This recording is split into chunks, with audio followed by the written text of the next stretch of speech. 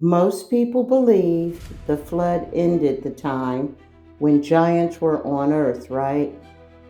And for a long time, I assumed the same thing. The world before the flood is destroyed, the ark survives, humanity begins again. Simple. At least that's what I thought. Then I noticed something strange. Long after the flood, long after Noah, the Bible starts mentioning giants again. Not one giant, not two, but entire tribes of giants. And the more I looked into it, the more one question kept bothering me. If the flood destroyed everything, how did the giants come back? That's where the mystery begins.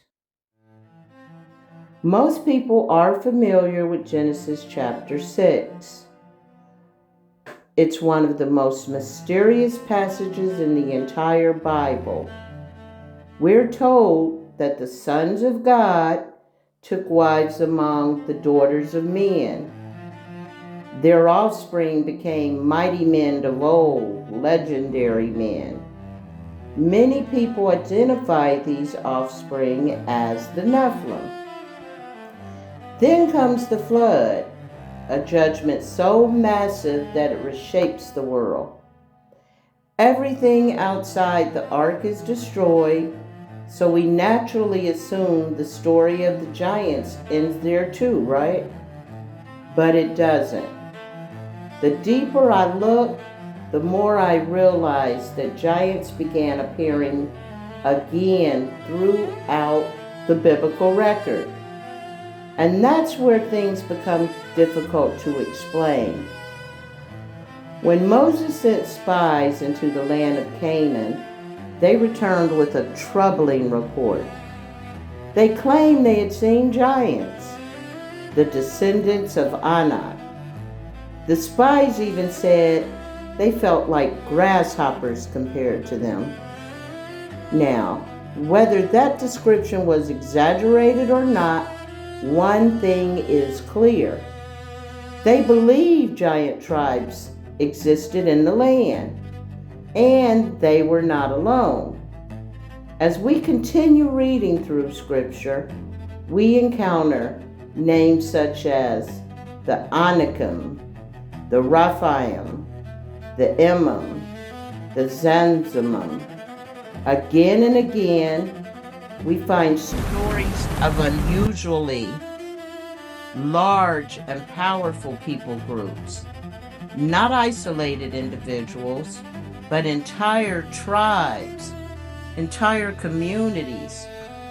Then, centuries later, we meet maybe the most famous giant of all, Goliath of Gath, the giant warrior who challenged the armies of Israel. But here's something many people overlook. Goliath wasn't the only giant connected to God. The Bible mentions other giant warriors from the same region, which means the giant mystery didn't begin and end with one man. Now, by this point, we are many generations removed from Noah, but giants continue to appear in the biblical story, so the question remains, how? How did giants exist after a flood that supposedly wiped everything away? For centuries, researchers, theologians, Bible students have debated that question. Several possibilities have been suggested. Some are based directly on Scripture, others come from interpretation and tradition. So let's examine the most common theories. The first theory suggests that giant genetics somehow survived the flood. Supporters of this view suggest that one of the wives aboard the ark may have carried traces of the same bloodline. The Bible never directly states this, but some believe it could explain why giant tribes appear later in history. In this view, the flood reduced the bloodline, but it did not completely eliminate it, because generations later, it surfaced again. The second theory is more controversial. Some believe there was a second event similar to Genesis chapter 6. In other words, the same type of interaction that produced the Nephilim before the flood happened again afterwards. Supporters to this theory point to the appearance of giant tribes throughout the ancient world. However, there's an important detail to remember. The Bible never clearly states that a second Genesis 6 event occurred. Those who believe this theory are drawing conclusions from the evidence they believe that they see. And the third possibility is that later giants were not Nephilim at all. They may have been very large human beings whose size became legendary. This explanation is often favored by those who take a more conservative approach to the text. But even here, the description remains fascinating. These were not ordinary men. Their size, strength, and reputation left a lasting impression on the people who encountered them. But here's the part that fascinates me.